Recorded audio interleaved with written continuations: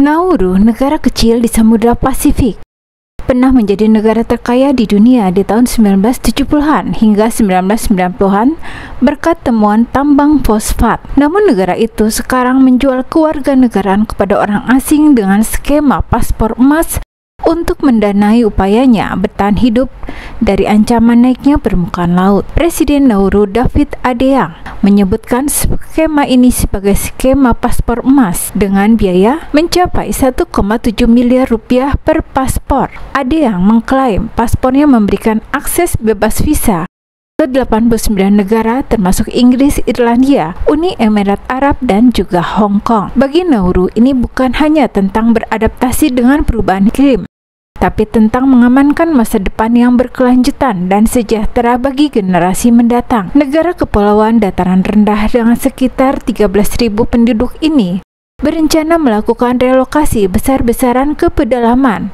karena gelombang laut mulai menggerogoti tepi pantainya yang subur.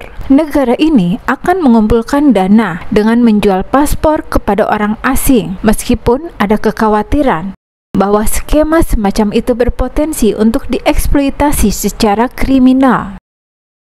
Dengan total luas daratan hanya 21 km persegi, negara ini merupakan salah satu negara terkecil di dunia. Endapan fosfat yang luar biasa, murni sebagai bahan baku utama dalam pupuk, pernah menjadikan Nauru sebagai negara terkaya per kapita di planet bumi. Mata pencarian penduduk Nauru meliputi pertambangan fosfat, perbankan lepas pantai, dan juga perikanan.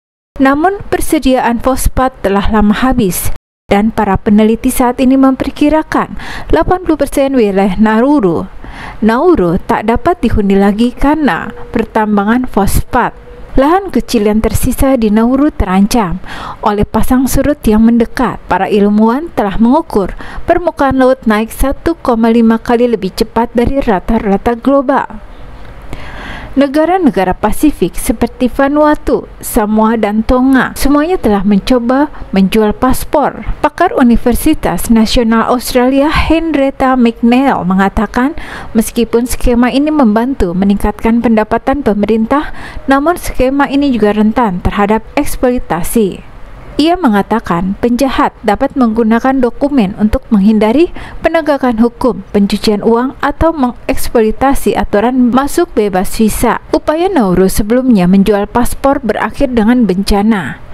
Pada tahun 2003, pejabat Nauru menjual kewarganegaraan kepada anggota Al-Qaeda yang kemudian ditangkap di Asia. Menurut media Australia, Clark mengatakan kali ini Nauru hanya akan menawarkan paspor kepada investor yang berpikiran sama, yang lulus prosedur uji tuntas yang paling tepat dan paling menyeluruh. Nauru sempat menjadi negara kaya raya di dunia di tahun 1970-an karena cadangan fosfat murninya yang ditemukan di hampir seluruh wilayah.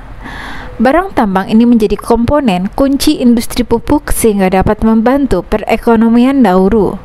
Tak tanggung-tanggung, di tahun 1975, Nauru memiliki pemasukan sekitar 2,5 miliar US dollar. Saking tajirnya, tidak ada pajak atau dan layanan Fastcash diberikan secara gratis. Karena saking besarnya pemasukan itu, hal ini membuat pemerintah Nauru sempat merasakan hidup mewah namun juga boros terhadap anggaran yang dimiliki. Saking tajirnya, Nauru tidak membebankan pajak pada penduduknya. Selain itu, semua layanan fasilitas kesehatan diberikan secara gratis kepada masyarakat. Jika ada warga yang membutuhkan perawatan medis khusus, pemerintah Nauru akan menerbangkan pasien itu ke Australia. Pemerintah akhirnya menghentikan tambang fosfat dan berpikiran bagaimana caranya mendapatkan pemasukan besar tanpa merusak alam. Akhirnya di tahun 1992, pemerintah Nauru melakukan investasi besar-besaran. Namun investasi itu ternyata bodong dan Nauru mengalami kerugian hingga 30 juta US dollar. Tak sampai di situ, seorang penasihat dari Kementerian Keuangan Nauru menawarkan sebuah investasi dalam bentuk pertunjukan. Naas, konser yang digelar pada Juni 1993 di London, Inggris juga mengalami kerugian sekitar 7 juta US dollar. Pil pahit harus kembali ditelan pemerintah, sebab seorang penasihat keuangan lain kedapatan menggelapkan pajak sekitar 60 juta US dollar.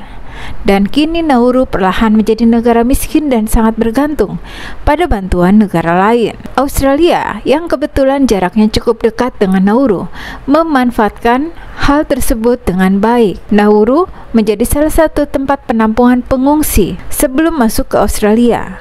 Dari tugas tersebut, Nauru berhasil punya pendapatan sekitar 10 juta US dollar selama beberapa tahun terakhir. Nauru telah menerima jutaan dolar dari pemerintah Australia sejak tahun 2012 untuk menampung para migran yang mencari suaka di Australia. Namun skema itu secara bertahap dikurangi setelah 14 tahanan meninggal, beberapa kali percobaan bunuh diri, dan sedikitnya 6 orang dirujuk ke Mahkamah Pidana Internasional. Nauru masih menahan 87 orang hingga 31 Agustus 2024 menurut data terbaru pemerintah Australia. Setelah mengalami kerugian besar-besaran, hal ini ternyata ikut mempengaruhi sektor pariwisata di Nauru. Faktanya, Nauru menjadi negara yang paling jarang dikunjungi di dunia. Menurut data terbaru, rata-rata hanya 200 wisatawan yang berkunjung setiap tahun. Dan untuk bisa sampai ke Nauru, wisatawan harus terbang ke Brisbane, Australia dengan waktu tempuh sekitar 4,5 jam. Setibanya di Nauru, wisatawan hanya dapat memilih salah satu dari 2 hotel yang tersedia di pulau itu. Namun ada juga sejumlah homestay yang bisa ditempati oleh turis. Nauru merupakan negara dengan tingkat obesitas tertinggi di dunia. Menurut data WHO, 95% penduduknya berbadan lebih dari sekadar gemuk. Hal itu akibat pola makan yang buruk, penyalahgunaan alkohol, dan gaya hidup yang tak banyak bergerak.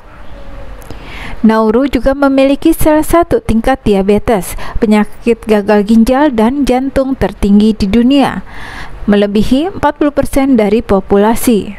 Tanah Nauru umumnya buruk dan sangat berpori, dan curah hujan yang tak teratur membatasi penanaman di daerah pesisir dan pinggiran laguna. Penambangan fosfat telah merusak bagian dalam pulau, sehingga sekitar 4/5-nya tidak dapat dihuni dan ditanami.